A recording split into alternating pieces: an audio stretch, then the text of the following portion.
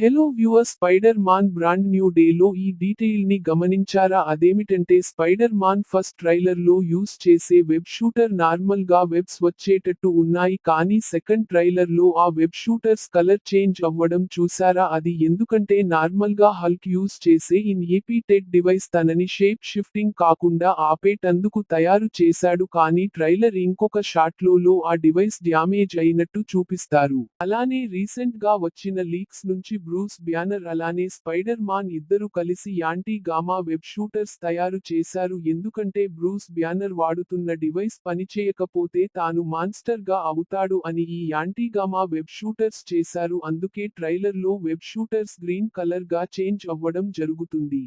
అలాగే ఈ సీన్ లో ఎంజే అండ్ స్పైడర్ మాన్ ఇద్దరూ కలిసి హల్క్ ఇన్ ఆడిటర్ డివైస్ ని తయారు చేస్తున్నారు. అలాగే పక్కన ఉన్న సిస్టమ్ లో ఈ డివైస్ బ్లూ ప్రింట్ కనిపిస్తుంది. చూస్తుంటే హల్క్ ఇన్నాబిటెడ్ డివైస్ డామేజ్ కావడం వెనకాల సెడిజింగ్ జియింగ్ గ్రే బ్రోస్ బ్యానర్ ని కంట్రోల్ చేసి ఆ డివైస్ డామేజ్ చేసి ఉండొచ్చు. మరిన్ని అప్డేట్స్ కోసం వీడియోని లైక్ చేయండి.